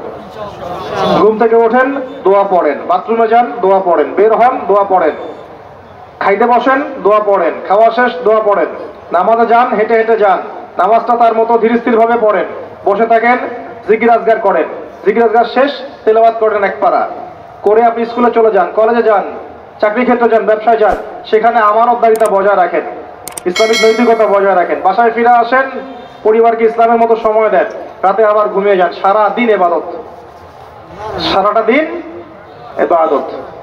আপনি লেখাপড়া করছেন, এমন জ্ঞান অর্জন করেন যেই জ্ঞান দিয়ে আপনি দিনের খেদমত করতে পারবেন। আপনি ব্যবসা করছেন, আমানতদারিতা বজায় রেখে, কাউকে না ঠকিয়ে, মাপে কম না দিয়ে, সিন্ডিকেট না করে ব্যবসা করেন, নেকি হবে। আপনি পরিবার চালাচ্ছেন, পরিবারটাকে ইসলামিক পরিবারে গড়ে তোলেন, আপনার পরিবারটাই জান্নাতের টুকরা। আপনি আলেম, মাদ্রাসায় পড়াচ্ছেন, আপনি খুলুসিয়াত রেখে মাদ্রাসায় তালিম দিতে থাকেন, প্রত্যেকটা দিন আপনার ইবাদত। আল্লাহ আপনাকে আরো বড় ক্ষমতা দেন, সেখানে বসে আপনি দিনের জন্য কিছু করেন, ইবাদত। মুমিনের প্রতিটা কাজই ইবাদত, যদি সে নবীর তরিকা মতো করে। যদি করে তবেই উত্তর দিতে পারবে, হ্যাঁ ওই ব্যক্তি হচ্ছেন মুহাম্মদ সাল্লাল্লাহু আলাইহি ওয়াসাল্লাম। তার আগ পর্যন্ত পারবে না। যদি অন্যের আদর্শ গ্রহণ করে, কিভাবে শোনেন, যদি অন্যের আদর্শ গ্রহণ করে, তাহলে আল্লাহ পাক বলেছেন সূরা ফুরকানের মধ্যে, ইয়াউমা ইয়াউদ্দু যালিমু আলা ইয়াদাইহি, জালেমরা ওই দিন তাদের হাত এভাবে কামড় দিবে, হাত কামড় দিতে থাকবে এবং বলবে ইয়া লাইতানি ইত্তাখাযতু মা'আর রাসূলি সাবিলা, হায় আমি যদি রাসূলের সাবিল বা পথ গ্রহণ করতাম কতই না ভালো হতো। ইয়া ওয়াইলাতা লাইতানি, হায় আমার দুর্ভাগ্য, লাম আত্তাখিয ফুলানান খলিলা, আমি যদি ওকে বন্ধুরূপে গ্রহণ না করতাম। আজকে যদি আমাদের আদর্শ হয় পশ্চিমারা, আজকে যদি আমাদের আদর্শ হয় পশ্চিমার কোন নেতা, তাদের কোন অ্যাসোসিয়েশন, তাদের কোন সংগঠন, বা জিউসরা বা মোশরেকরা বা বুদ্ধিস্টরা বা খ্রিস্টানরা, কোশ্চিন কালেও সে মান্নাবিও উত্তর দিতে পারবে না। আজকে যদি আমরা তাদের সংস্কৃতি ফলো করি, তাদের ইকোনমি ফলো করি, তাদের পলিটিক্স ফলো করি, তাদের এই ফিলোসফি গুলো ফলো করে চলি, তাদের আদর্শ ফলো করে চলি, আমরা কোশ্চেনকে উত্তর দিতে পারবো না যে উনি হচ্ছেন নবী মুহাম্মদ সাল্লাল্লাহু আলাইহি ওয়াসাল্লাম। কারণ আপনি জীবনের প্রতিটা ক্ষেত্রে রাসূলের আদর্শ মানেননি। তো যখন আপনি রাসূলের আদর্শ মানছেন না, অন্যেরটা মানছেন, তার মানে আপনি স্বীকৃতি দিচ্ছেন যে অন্যেরটা তার চেয়ে বেটার, অন্যের আদর্শ তার চেয়ে ভালো। আপনি এমনটাই স্বীকৃতি দিচ্ছেন আপনার কাজের মধ্য দিয়ে। এই কাজ করার পরে কেউ নবীর সুপারিশ পাবে? একজনই ব্যক্তি তিনি, যিনি আপনাকে ভাই বলেছেন, আপনার জন্য হাউজে কাউসারে দাঁড়িয়ে থাকবেন, আপনার জন্য সুপারিশ করবেন, এই উম্মতের কবিরা গুনাহগার ব্যক্তিদেরকে সুপারিশ করে জান্নাতে নিয়ে যাবেন, একমাত্র ব্যক্তি মুহাম্মদ সাল্লাল্লাহু আলাইহি ওয়াসাল্লাম। একদিন বলেছিলাম আমি যে কিয়ামতের মাঠে জাহান্নাম যখন চিৎকার করবে, সূরা মুলকের মধ্যে পড়ে দেখেন, চিৎকার করবে জাহান্নাম। সূরা মুলকে আছে না, চিৎকার করে ফেটে পড়বে। ওই সময় সমস্ত নবী হাঁটুতে বসে যাবে। আদম আলাইহিস সালাম হাঁটুতে বসে ইয়া নাফসি, নবী মূসা, নবী ঈসা, নবী দাউদ, সুলাইমান, ইসমাঈল, ইসহাক, যত নবী আছেন সবাই হাঁটুর ভরে বসে যাবেন। ইয়া নাফসি, হে আল্লাহ আমাকে বাঁচাও, হে আল্লাহ আমাকে বাঁচাও। শুধু একজন নবী মুহাম্মদ সাল্লাল্লাহু আলাইহি ওয়াসাল্লাম, তিনি সিজদায় পড়ে বলবেন ইয়া উম্মতি, ইয়া উম্মতি, হে আল্লাহ আমার উম্মতকে বাঁচাও, আমার উম্মতকে বাঁচাও। সেই নবীর আদর্শ বাদ দিয়ে যদি আমি অন্যের আদর্শ ফলো করি, কবরে এই প্রশ্নের উত্তর দিতে পারবে? কখনো সম্ভব না। এজন্যই শোনেন, এজন্যই আমাদের নবী নিজেই এই উম্মতের বিরুদ্ধে একটা অভিযোগ করবেন। সূরা ফুরকানের মধ্যেই আছে, রব্বি ইন্না কওমি ইত্তাখাযু হাযাল কুরআনা মাহজুরা। তাকে বলা হবে, হে মুহাম্মদ তোমার উম্মতের এই অবস্থা কেন হলো? তিনি বলবেন, হে আমার আল্লাহ, হে আমার রব, আমার কওম আমার রেখে যাওয়া কোরআনকে পরিত্যাগ করেছিল। আমরা তাই করেছি না? বাসায় বাসায় কোরআন আছে, খুলে দেখে কেউ? হ্যাঁ, 40-এর দিন দেখে, কুলখানের দিন দেখে, বছরকির দিন দেখে, তাই না? সারা বছর পড়ে থাকে। খুব কম মানুষই কোরআন পড়তে জানে, জানেন? এই উম্মতের এখন খুব কম মানুষই কোরআন পড়তে জানে। এমন অনেক যুব সমাজ আছে এই উম্মত মুহাম্মাদির, কোরআনটা চোখেও দেখেনি কখনো। খুব কম মানুষ এই উম্মতের কোরআনের অর্থ বোঝে। অনেক হাফেজে কোরআনও আছে যারা কোরআনের অর্থ বোঝে না। খুব কম প্রতিষ্ঠান আছে যেখানে কোরআন বাধ্যতামূলক পড়ানো হয়, 1%, 2% হবে না, যেখানে কোরআন বাধ্যতামূলক পড়ানো হয়। এরপরে আলাদা করে মাদ্রাসা খুলতে হয়েছে যেখানে কোরআন পড়ানো হয়। এই উম্মত কোরআনকে পরিত্যাগ করেনি? করেছে। কোরআনের বিধিবিধানগুলো পরিত্যাগ করেনি? খুব কম মানুষ আছে এই উম্মতের 5 ওয়াক্ত নামাজ পড়ে, খুব কম মানুষ এই উম্মতের যাকাত দেয়, খুবই কম মানুষ এই উম্মতের আছে যারা হালাল খায়, জিনা থেকে দূরে আছে, মাদক থেকে দূরে আছে, কমই মানুষ আছে। এই জন্যই নবীজি বলেছেন সাল্লাল্লাহু আলাইহি ওয়াসাল্লাম, 73টা দল হবে উম্মতের, একটা জান্নাতে যাবে, বাকি 72টা জাহান্নামে যাবে। এই জন্যই 1999 জন মানুষ জাহান্নামে যাবে। সতর্ক হয়ে যান, আমরা কোরআনকে যেন পরিত্যাগ না করি। এই 3টার উত্তর কি হলো? তাওহীদে থাকবেন, ইনশাআল্লাহ উত্তর দিতে পারবেন। 2 নাম্বার, দিনকে পরিপূর্ণরূপে পালন করবেন, ইনশাআল্লাহ উত্তর দিতে পারবো। 3 নাম্বার, নবীর আদর্শ মেনে চলবেন, ইনশাআল্লাহ উত্তর দিতে পারবেন। তারপরের 5-এ যান, এখানে গিয়ে আপনাকে করা হবে সারা জীবন কিভাবে কাটিয়েছো, ওই যে উত্তর দিলাম।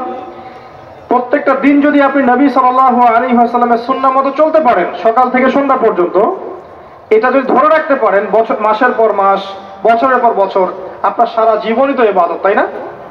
তখন সহজ হবে, হে আল্লাহ আমি সারা জীবন তোমার নবীর আদর্শে চলেছি। সহজ। যৌবন কোন কাজে ব্যয় করেছো?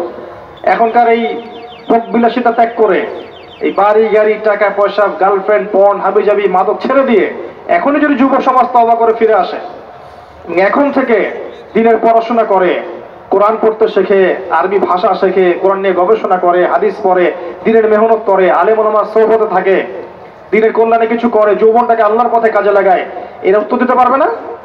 পারবে যে আমি আমার যৌবনটা আল্লাহ তোমার রাস্তায় বিলিয়ে দিয়েছি। কত মুসলিম কন্টিনেন্ট আছে যে কন্টিনেন্টে ইসলাম ঢুকেছে যুবকদের তরবারির মাধ্যমে। এই মোহাম্মদ বিন কাসিম, তারেক বিন জিয়াদ যুবক ছিলেন। হ্যাঁ, ওই সময়কার সিচুয়েশন এমন ছিল, ইসলামিক গভর্নমেন্ট ছিল। এখন আবার বের হয়ে যায় না তরবাল নিয়ে, এই কথা শুনে জাবুদ্দার ভাই তরবালের কথা বলেছে। এখন সিচুয়েশন সেটা নয়। তাদের ইমারত ছিল, খেলাফা ছিল, ইসলামিক হুকুমত ছিল, সেখান থেকে রাষ্ট্রপ্রধান ফোর্স পাঠিয়েছিলেন। এখন আপনাকে কে পাঠাবে? এখন আপনি বড় জোর কোথায় যেতে পারেন? বড় জোর আপনি ইউরোপ আমেরিকা গিয়ে প্রবাসী হতে পারেন। এখন বড় জোর দেখা যাবে যে বিশ্বের পরাশক্তিগুলো একটা ভেজাল বাড়িয়ে দিয়েছে, সেই ভেজালের মধ্যে আপনাকে ফোর্স হিসেবে পাঠানো হয়েছে, আপনি চলে গেলেন ওদের দ্বন্দ্ব মেটাতে। যাই হোক, এই যৌবনকালে যারা আল্লাহর ইবাদত করবে, নবী সাল্লাল্লাহু আলাইহি ওয়াসাল্লাম বলেছেন আরশের ছায়ার নিচে আল্লাহ পাক তাদেরকে ছায়া দিবেন। সুবহানাল্লাহ। এর চেয়ে বড় সৌভাগ্য হতে পারে? যুবকদের হাতে ইসলামের বিজয় লেখা আছে। এই জামানার যুব সমাজ এবং তার পরবর্তী প্রজন্ম ইনশাআল্লাহ আমরা বিশ্বাস করি আগামী দিনের সোনালী দিন তারা দেখে যাবে ইনশাআল্লাহ।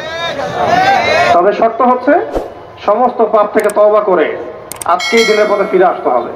যুবক যুবতী সবাইকে বলছে, একজন যুবক যেমন একটা কমিউনিটির জন্য যথেষ্ট, একজন যুবতী মাও কিন্তু দেখবেন একটা জাতির ভবিষ্যৎ করে দিবে ইনশাআল্লাহ।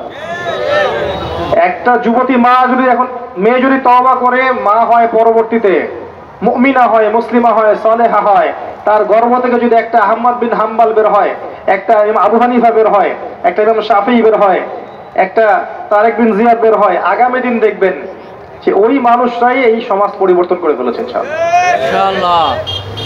তো আমরা তাদেরকে আল্লাহর পথে ফিরে আসার জন্য তওবা করার নসিহত করব। আল্লাহ পাক তৌফিক দান করুন, আমিন। জিজ্ঞেস করা হবে কোন পথে অর্থ উপার্জন করেছো?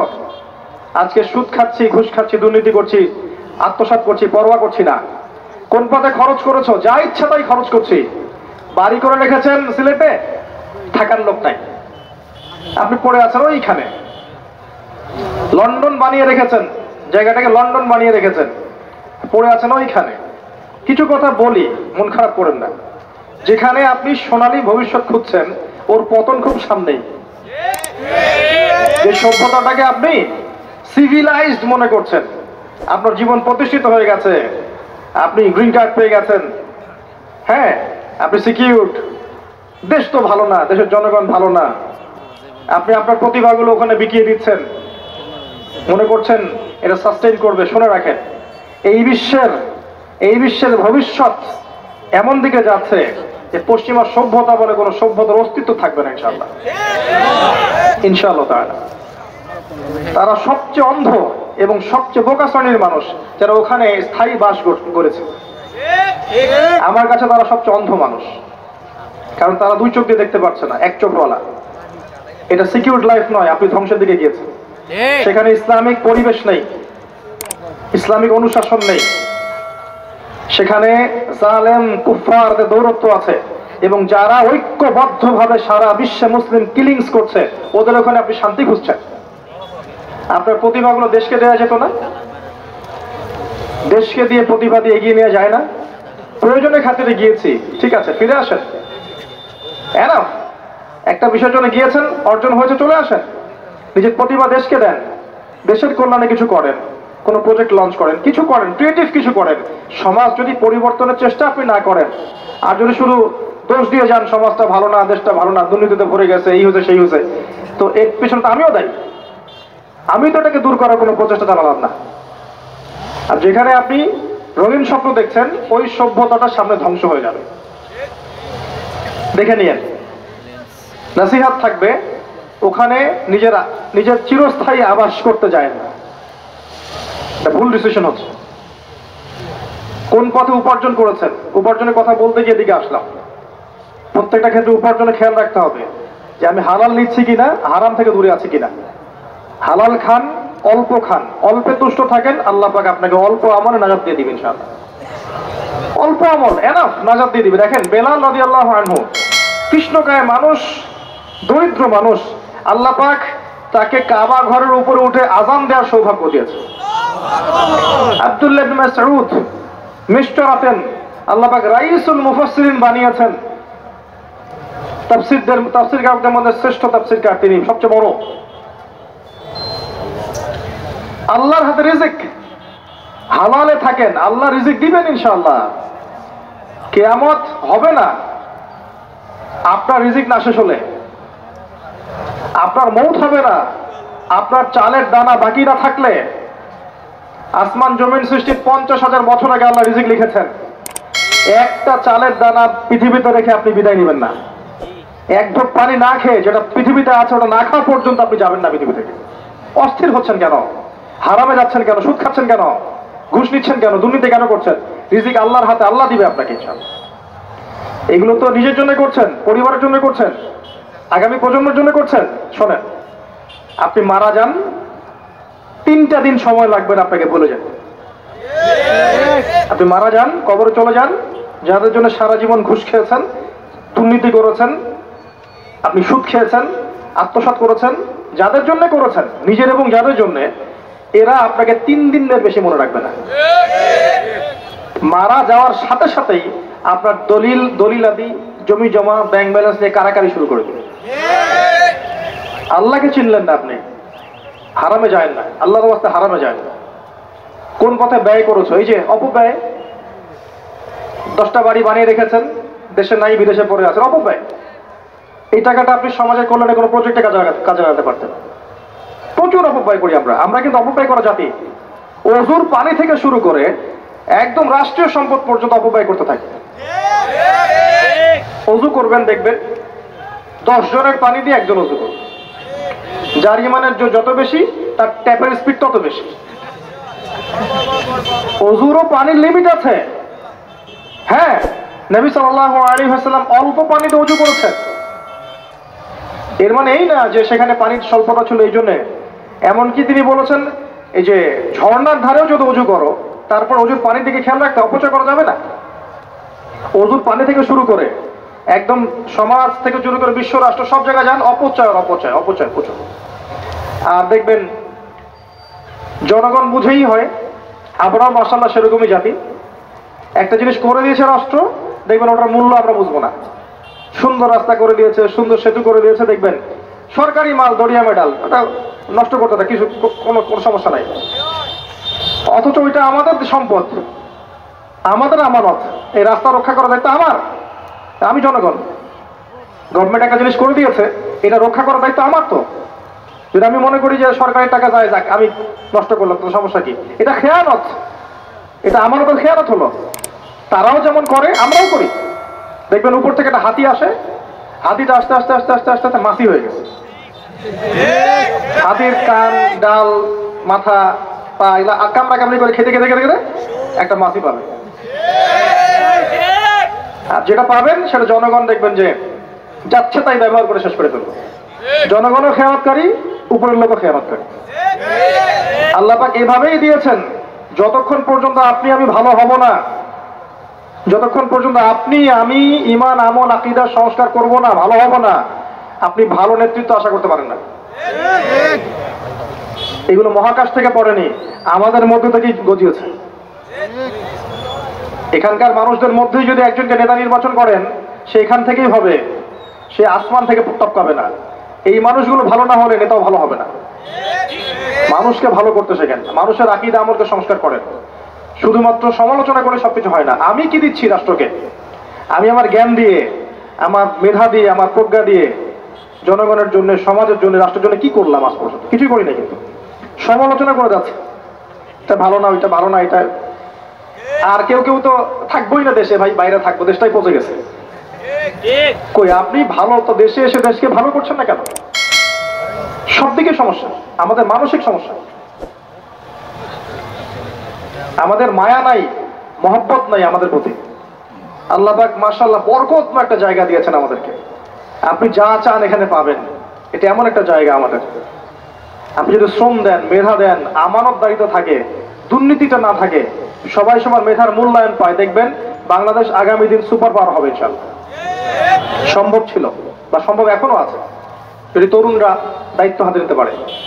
আল্লাহ পাক যোগ্য নেতৃত্ব নিয়ে আসুক এবং যারা আছে সবাইকে আল্লাহ হেদায়েত করুক। আমি কোনো দলের মানুষ না, আমি আমার আবেগ থেকে অ্যাজ এ সিভিলিয়ান কথাগুলো বলছি যে আল্লাহ পাক যেন যোগ্য মানুষদেরকে দিয়ে একটা সুন্দর সুশৃঙ্খল কাঠামো করে দেন, যেখানে থাকবে না কোনো দুর্নীতি, থাকবে না কোনো ঘুষ, কোনো সুদ, কোনো জেনা, কোনো ব্যভিচার। একটা সুকুনের পরিবেশ থাকবে, সবাই সবার প্রতিভার মূল্য পাবে, মাজলুম হবে না, জালেম পার পেয়ে যাবে না, মাজলুমের আর কাঁদতে হবে না। এমন একটা পরিবেশ আল্লাহ পাক যেন তৈরি করে দেন। আল্লাহ পাক যেন যারা আছে ওদের হাত শক্তিশালী করে দেন এবং ইসলামের জন্য কাজ করার তৌফিক দান করেন। আল্লাহ চাইলে সব করতে পারেন, আল্লাহ চাইলে মানুষের মন খুলে দিতে পারেন।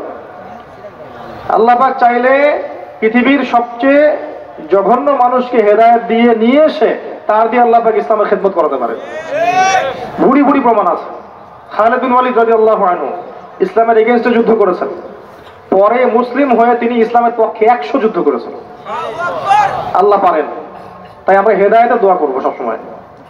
সমালোচনা সংস্কৃতি বাদ দেন, হেদায়েতের দোয়া করে সুপরামর্শ দিতে পারি, পরিস্থিতি বোঝাতে পারি, হেদায়েতের দোয়া করতে পারি, দেখবেন ইনশাআল্লাহ তাআলা আল্লাহ চান তো এই জাতির তাকদীরে ভালো কিছু হবে ইনশাআল্লাহ। যদি আমরা ইমানদার হতে পারি, তাকওয়া অর্জন করতে পারি, আপসে মিল মহব্বত রাখি, বিভক্ত না হই, ইখতিলাফ না করি, ঐক্যবদ্ধ থাকি, যুব সমাজকে সঠিক দিক নির্দেশনা দিতে পারি, পরবর্তী প্রজন্ম করতে পারি, মেয়েদেরকে পর্দা আনতে পারি, দেখবেন ইনশাআল্লাহ আযজা ওয়া জাল একটা কোরআনের সমাজ গড়ে উঠবে ইনশাআল্লাহ তাআলা। আল্লাহ পাক তৌফিক দান করুন, আমিন। আর লাস্টের একটা প্রশ্ন শেষ করছি, এটা জানা অনুযায়ী আমল করেছো কিনা। আর এই জায়গায় আসলেই সব জায়গায় ধরা খাবো আমরা যারা এই চেয়ারে বসে কথা বলছে। জানা অনুযায়ী আমল করেছো কিনা, খুব ডিফিকাল্ট, খুবই ডিফিকাল্ট।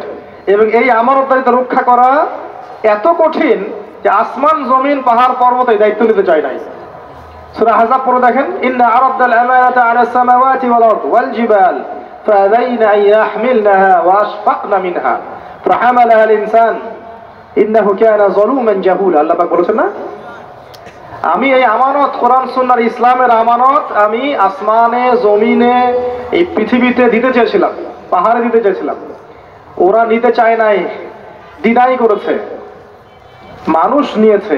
কারণ মানুষ জাহেল এবং জালেম, আমরা অজ্ঞ জালেম। আমানত নিয়েছি, দিন শিখেছি, কোরআন সুন্নাহর জ্ঞান থাকার পরে যদি আমি এই চেয়ারে বসে আমার কথা অনুযায়ী আমল করতে না পারি, তাহলে আপনার আগে আমাকে জাহান্নামে যেতে হবে। নাউযুবিল্লাহ, আমরা আল্লাহর কাছে আশ্রয় চাচ্ছি।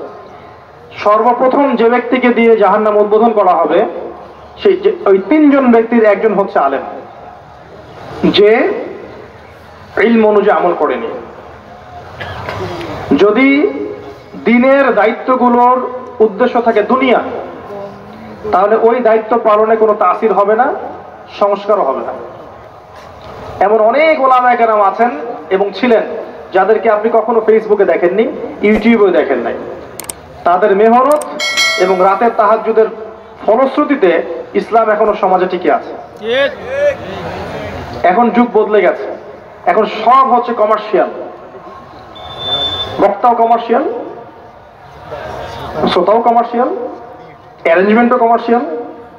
মাহফিল করতে এসে আমার যত অভিজ্ঞতা হয়েছে তার সেগুলো যদি শেয়ার করা শুরু করি, তাহলে ওই নাস্তিক আর ওই সেকুলাররা সুযোগ পেয়ে যাবে আক্রমণ করার। শুধু উম্মাকে ভালোবাসি বলে আমি একটা কথাও বলিনি কখনো। এমন কিছু অভিজ্ঞতা আমার হয়েছে, এটা বললে শুধুমাত্র ইসলামের বিরোধী শক্তির একটা ফাঁক পেয়ে যাবে, এটা চিন্তা করে আমি কখনো কিছু বলি নাই। কারণ আমি যদি 1 লাইন বলি আর একজন 10 লাইন বলবে, আর আমি যদি আবার 10 লাইন বলি আর একজন 20 লাইন বলবে। এই 10-20 করতে করতে ইসরায়েল আরেকটা মিসাইল বানিয়ে ফেলবে। বুঝতে পারছেন? ভিতরে হিংসা, রিয়া, লোক দেখানো আমল, হিংসা, গীবত, তহমত, একে অপরের সমালোচনা করা, কাকে টেনে নামানো যায়, কার পিছনে খোঁচানো যায়, কাকে বিতর্কিত করা যায়, এগুলোতে পারদর্শী হয়ে গেছি আমরা এখন। এগুলো করতে করতে ইসলামের বিরোধী শক্তির যে উপকারটা আমরা করে দিয়েছি, এটা আপনি কল্পনা করতে পারবেন না। শত শত দলাদলি, বিভক্তি, একজন একজনের বিরুদ্ধে, এই দল ওই দলের বিরুদ্ধে, এ ওর বিরুদ্ধে, এ আলেম ওই আলেমের বিরুদ্ধে, এ ওর গীবত, এ একটা বিষয় বলবে, আরেকজন লাইভে এসে তার বিরুদ্ধে আরেকটা বলবে। এগুলো হচ্ছে বড় জিহাদ, মাশাআল্লাহ। এটা ইমাম আবু হানিফা রাহিমাহুল্লাহর যুগ নয়, ইমাম শাফিঈ, আহমদ বিন হাম্বল তাদের যুগ নয় যে একজন ইমাম এর পা ধুয়ে দিচ্ছে আরেকজন ইমাম। এটা ওই যুগ নয়। সমালোচনার সংস্কৃতি হচ্ছে, গীবতের, তোহমতের, ঘৃণার, হিংসার, বিদ্বেষের। এগুলো কি আমাদের শোভা পায়? যারা এই চেয়ারে বসে তাদের শোভা পায়? তাদেরকে দেখে মানুষ যদি না শেখে, তাদেরকে দেখে যদি মানুষ এগুলো শেখে, তাহলে তারা যাবে কোথায়? জনগণ কোথায় শিখতে যাবে? সবাই এমন তা বলিনি কখনো আমি, তবে বহু কমিউনিটি আছে যারা এই খেয়ানতগুলো করে যাচ্ছেন, যারা দিনকে দুনিয়ার অর্জনের মাধ্যম বানিয়েছেন, দিনকে দুনিয়া অর্জনের মাধ্যম বানিয়েছেন। এই কারণে দিন এখন প্রতিষ্ঠিত হতে পারছে না। যা জানি সে অনুযায়ী আমল করতে পারছি না।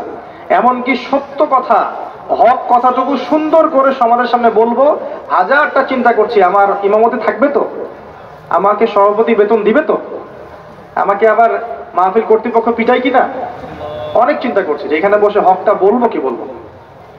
আমার এলাকার ভিত্তিক, আপনাদের এলাকায় কোন ওয়াজ করলে খাবে ভাই বলেন তো? বলে দিলে হ্যাঁ এই ওয়াজ করবেন, তাহলে খাবে খুব বেশি। মাশাআল্লাহ, ওই ওয়াজ চলছে। বসলেন, 1 ঘন্টায় মনে করেন আপনি 30,000 টাকা নেবেন, কথার কথা। তার মানে প্রতি 2 মিনিটের জন্য আপনি 1,000 টাকা পাচ্ছেন। ওই 1 ঘন্টা আপনি বসে তার আধা ঘন্টায় কেসা কাহিনী বলে শেষ করে দিলেন। এই যে 30 মিনিটের আমানতের খেয়ানত করলেন, এর ফলশ্রুতিতে দিনটা এখানে প্রতিষ্ঠিত হতে পারলো না। তো ইলম অনুযায়ী আমল করেছো কিনা খুব ডিফিকাল্ট, খুবই ডিফিকাল্ট। ওলামায়ে কেরাম, আমরা যারা আছি, যারা দিন নিয়ে দুইটা কথা বলি বা কিছু লিখি বা কিছু করি, তারা যদি জানা অনুযায়ী আমল করতে ব্যর্থ হই, তাহলে আমাদের দ্বারা দেশ, জাতি, উম্মাত ক্ষতিগ্রস্ত হবেই, আমরাও জাহান্নামে যাব, কোনো সন্দেহ নেই। আর বেশি কিছু বলছি না। আল্লাহ পাক আমাদেরকে ইশারা বোঝার তৌফিক দান করুক, আমিন। প্রতিটা কাজ, মসজিদ গঠন করা, মাদ্রাসা করা, শিক্ষক ছাত্র তৈরি করা, শিক্ষকদের ট্রেনিং দেয়া, মাহফিল করা, আপনার দিনী হালাকা করা, যত দিনী কাজকর্ম আছে, প্রতিটা কাজ শুধুমাত্র এক আল্লাহর সন্তুষ্টির জন্য করতে হবে। তখন গিয়ে দেখবেন ইনশাআল্লাহ এই কাজগুলোর ফলাফল বিস্তার করবে এবং সমাজে প্রতিষ্ঠিত হবে ইনশাআল্লাহ আযজা ওয়া জাল্লা। আল্লাহ পাক আমাদের সবাইকে শিরক মুক্ত আমল করার তৌফিক দান করুন। আল্লাহ পাক আমাদের সবাইকে বেদাত মুক্ত আমল করার তৌফিক